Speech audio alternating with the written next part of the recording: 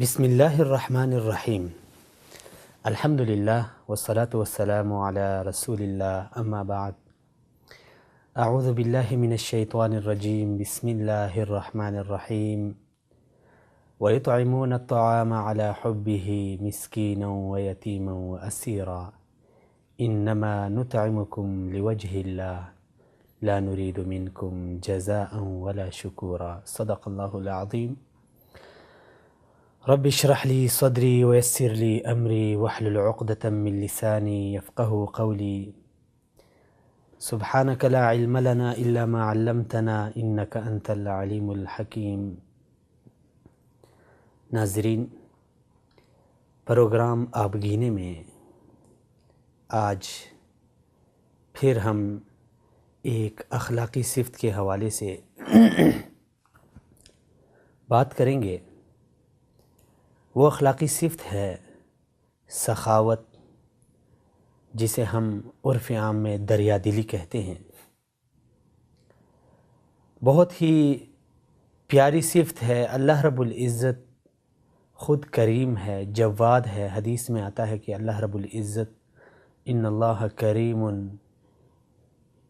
جواد، اللہ رب العزت باعزت ذات ہے، کرم والی ذات ہے، جواد ہے، سخی ذات ہے، اپنے بندوں کو نوازتا ہے، بلا تفریق اپنے بندوں کو کھلاتا پلاتا ہے بغیر کسی حساب و کتاب کے دنیا میں۔ تو یہ سخاوت ایک اللہ رب العزت کی عمدہ صفت اور اسے پسندیدہ صفت ہے، اسی لیے اسلام نے زور دیا ہے سخاوت کے اوپر۔ میں ایک بات کا اضافہ کرتا چلوں کہ شریعت نے ان اچھی عادات کو برقرار رکھا ہے جو اسلام سے قبل جاہلیت میں تھی۔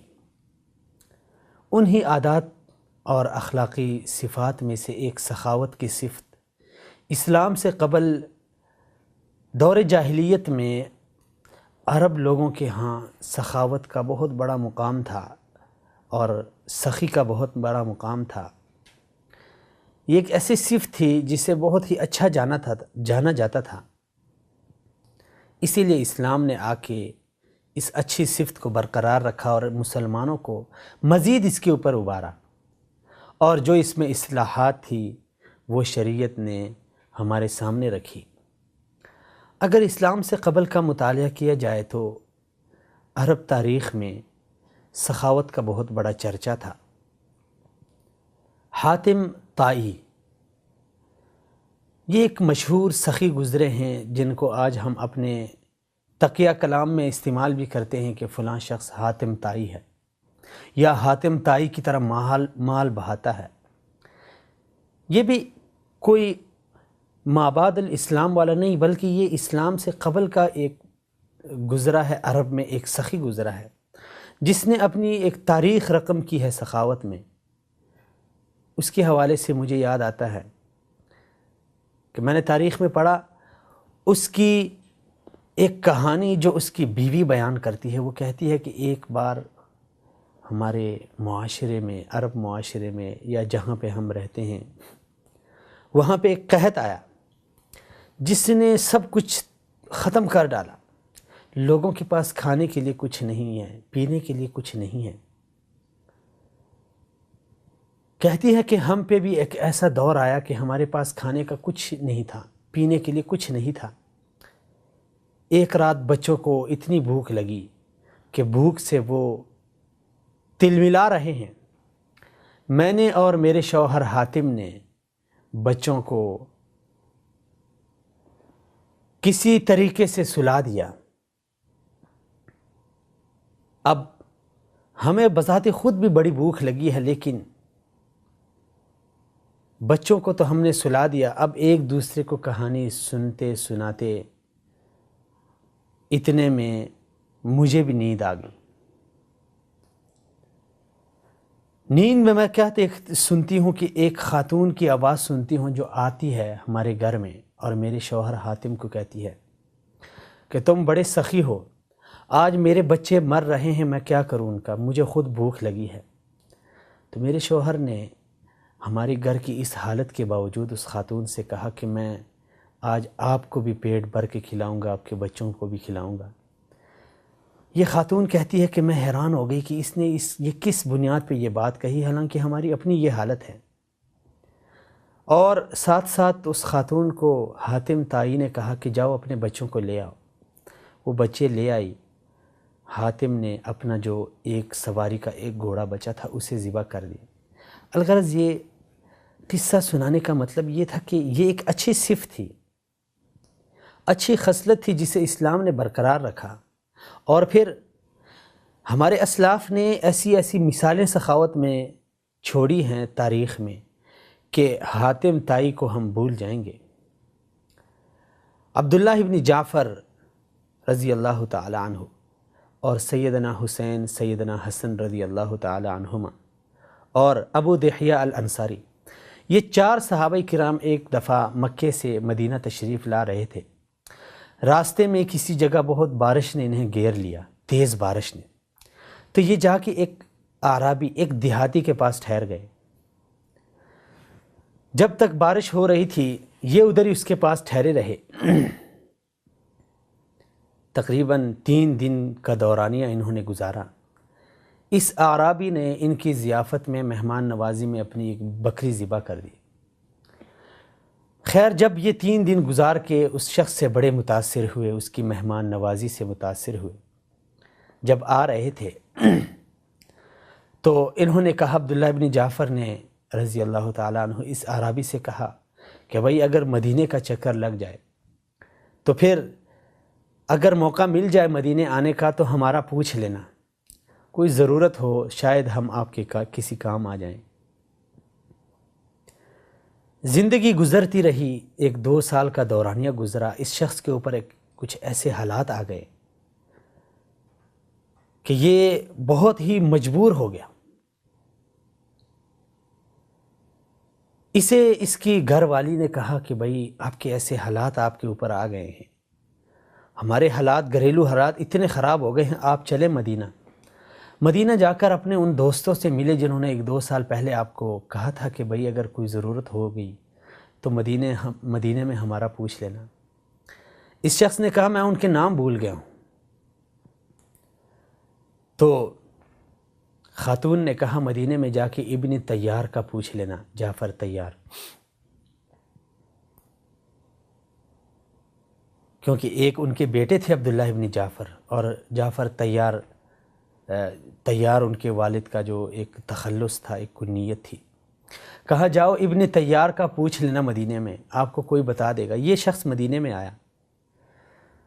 مدینے میں آ کے سب سے پہلے اس کی ملاقات سیدنا حسن رضی اللہ تعالی عنہ سے ہوئی۔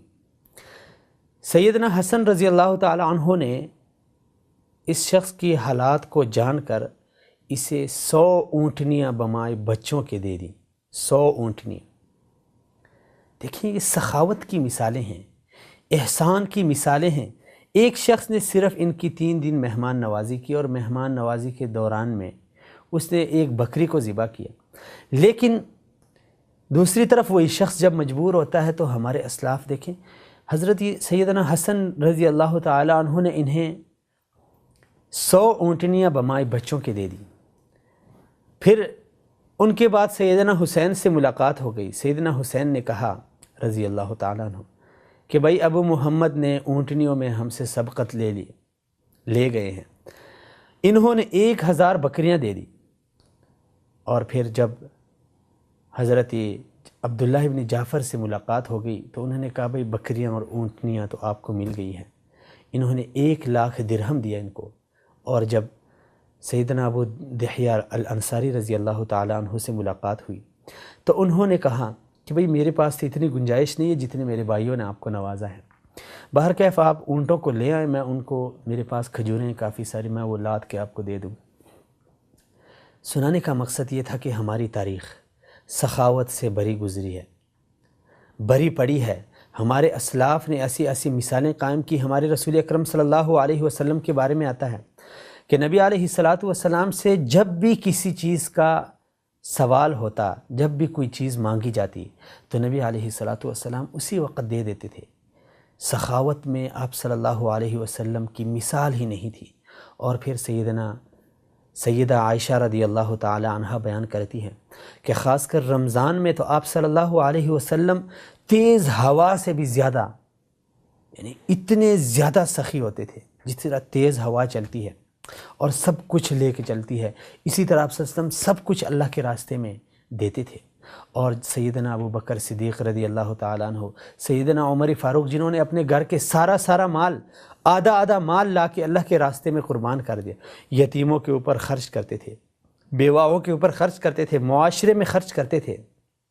اور رسول اکرم صلی اللہ علیہ وسلم، جس طرح میں نے پہلے عرض کیا کہ جب بھی کوئی چیز مانگی جاتی، آپ صلی اللہ علیہ وسلم اسی ٹائم دے دیا کرتے تھے۔ وہی ایک جبے کا ایک مشہور قصہ کہ ایک نیک خاتون نے رسول اکرم صلی اللہ علیہ وسلم کے لیے اپنے ہاتھ سے ایک جبہ بنایا۔ نبی علیہ الصلوۃ والسلام کو اس کی حاجت بھی تھی، جب وہ پہنا تو ان کو اچھا بھی لگا، لیکن جیسے ہی آپ صلی اللہ علیہ وسلم کے جسم مبارک پہ وہ جبہ ایک صحابی نے دیکھا تو کہنے لگے، یا رسول اللہ، لگتا تو بہت اچھا ہے لیکن یہ مجھے دے دیں۔ نبی صلی اللہ علیہ وسلم نے اسی وقت اتار کے دے دیا۔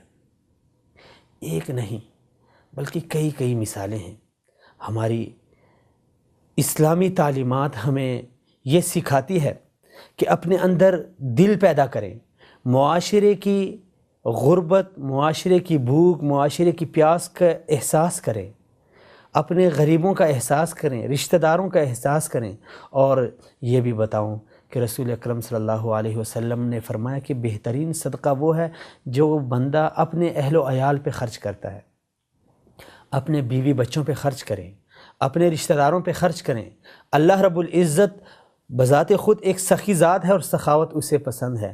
اور یہ بھی ہے ایک اٹل حقیقت ہے کہ نبی علیہ الصلوۃ والسلام نے فرمایا کہ صدقہ، سخاوت یہ مال کو کم نہیں کرتا بلکہ اس سے مال بڑھتا ہے۔ تو اسی لیے یہ ایک اچھی صفت ہے، اخلاقی صفت ہے۔ معاشرے میں اس کی وجہ سے الفت پیدا ہوتی ہے، محبت پیدا ہوتی ہے، رشتہ داریاں قائم رہتی ہیں، غریبوں کی غربت ختم ہوتی ہے، یتیموں کا احساس ختم ہوتا ہے، ان کو اپنے والدین کا احساس کم ہونے لگتا ہے۔ اور اس سے بڑی کیا خوشی ہوگی کہ جب آپ کسی کی خوشی، کسی کی غمی میں اس کا ساتھ دے دیں، اس کو اپنی غربت کا احساس نہ ہونے دیں، اس کو اپنی یتیمی کا احساس نہ ہونے دیں۔ بہت بڑی بات ہے کسی کا دل جیتنا۔ اس لیے اسلامی تعلیمات جو خاص کر خصوصاً جن کا تعلق اخلاقیات سے ہے، وہ کسی بھی صورت میں ہوں، سخاوت کی صورت میں ہوں، سچائی کی صورت میں ہوں، درگزر کی صورت میں ہوں، معاف کرنے کی، یہ جتنی بھی اخلاقی صفات ہے، اس سے معاشرے میں محبت پیدا ہوتی ہے۔ اسی لیے اگر ہمارے معاشرے میں ہم دیکھتے ہیں کہ محبت، الفت نہیں ہے، تو ہمیں یہ اسلامی تعلیمات اپنانی ہوگی، تب جا کے اللہ رب العزت ہمارے معاشرے میں، ہمارے گھروں میں، ہمارے خاندان میں محبت اور الفت کی فضا قائم کرے گا۔ اللہ کریم سے دعا ہے اللہ ہمیں یہ اچھی صفات اپنانے کی توفیق عطا فرمائے۔ اقول قولی ھذا استغفر اللہ لی ولکم ولسائر المسلمین فاستغفروہ انہ هو الغفور الرحیم۔ اگلے پروگرام میں دوبارہ سے ملاقات ہوگی، تب تک کے لیے السلام علیکم ورحمۃ اللہ وبرکاتہ۔